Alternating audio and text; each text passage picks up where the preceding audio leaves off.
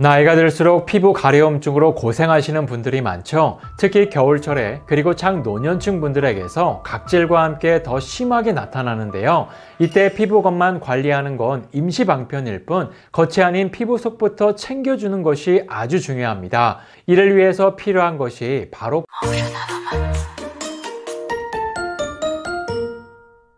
여러분 안녕하세요. 건강뉴스입니다. 오늘은 피부 가려움증으로 고생하시는 분들께 꼭 필요한 정보를 말씀드리겠습니다. 먼저 피부 건조함에서 오는 가려움증은 겪어보지 않은 사람은 모를 정도로 정말 고통스럽죠. 특히 겨울철에 그리고 나이가 들수록 더욱 심해지는데 가려움증으로 몸을 긁다 보면 삶의 질을 떨어뜨릴 뿐만 아니라 주름과 피부 노화의 원인이 될 수 있기 때문에 빠른 해결 방안이 필요한데요. 이러한 가려움증과 각질을 방치하거나 지속되면 피부가 민감해지고 피부 장벽도 점점 악화될 수 있습니다. 특히 아무리 보습제를 잘 발라줘도 호전되지 않을 때가 많은데요. 이 같은 상태를 개선하기 위해선 피부 겉뿐만 아니라 속을 잘 챙겨주는 것이 매우 중요합니다. 그러면 피부 가려움증과 같은 현상은 왜 생기는 걸까요? 근본적인 이유 중 하나가 몸속의 콜라겐이 점점 감소하기 때문입니다.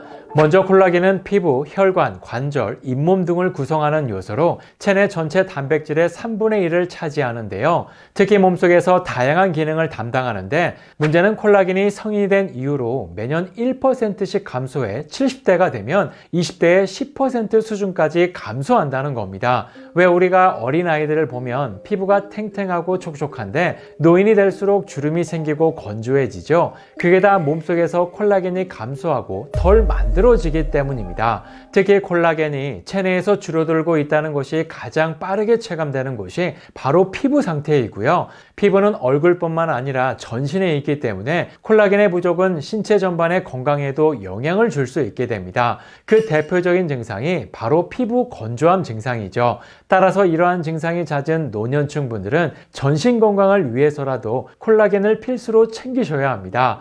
그러면 몸속 콜라겐 어떻게 관리하면 좋을까요? 흔히 음식 속 콜라겐을 이야기하실 텐데요. 결론부터 말씀드리면 콜라겐은 음식으로 섭취하기가 매우 어렵습니다. 분자량이 작아야 피부나 근육까지 도달해서 작용되는데 음식 속 콜라겐은 분자량이 다 커서 직접적으로 작용하지 않기 때문이죠. 그래서 몸속 콜라겐을 채우기 위해선 저분자 콜라겐을 따로 보충하는 게 중요한데요. 특히 저분자 콜라겐을 선택하실 땐 안전성이나 기능성을 위해 건강기능식품 콜라겐으로 드시는 게 정말 중요합니다.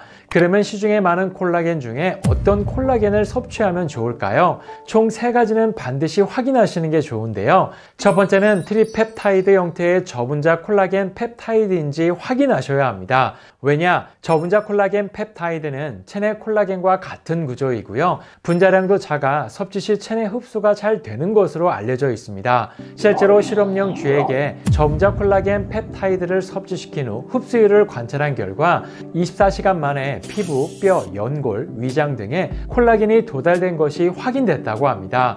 두 번째는 기능성을 확인하는 건데요. 식약처에서 피부 개선 기능성을 인정받은 건강기능식품 콜라겐인지 확인하셔야 하고요. 보습이라든지 거칠기라든지 피부 개선에 관한 인체적용 시험 결과가 있는 제품인지도 꼭 체크하시면 좋습니다. 마지막 3번째는 콜라겐과 함께 섭취했을 때 좋은 성분을 확인하는 건데요. 특히 비타민군이 함께 배합되어 있는지 확인하는 건데 이유는 콜라겐과 함께 섭취하면 전신 피부에 도움을 받을 수 있기 때문이죠. 대표적으로 레티놀로 알려진 비타민 A는 피부 형성과 피부 상피세포 성장과 발달에 필요하고요. 비타민 C는 항산화 작용으로 피부 손상을 예방하고 회복하는 데 도움을 줍니다. 또한 비오틴은 에너지 생성을 도와 피부 재생에 도움을 주는데요. 그래서 콜라겐을 고르실 땐 이 3가지 기준을 가지고 드시면 각질이나 피부 가려움증을 관리하는 데 도움을 받으실 수 있습니다. 이렇게 오늘은 피부 가려움증 관리에 도움을 줄 수 있는 방법에 대해 알아봤는데요. 평소 피부 가려움증으로 고민이신 분들께 오늘 영상이 많은 도움이 되셨으면 좋겠습니다. 그럼 다음 시간에도 또 다른 건강 이야기로 찾아뵙겠습니다. 감사합니다.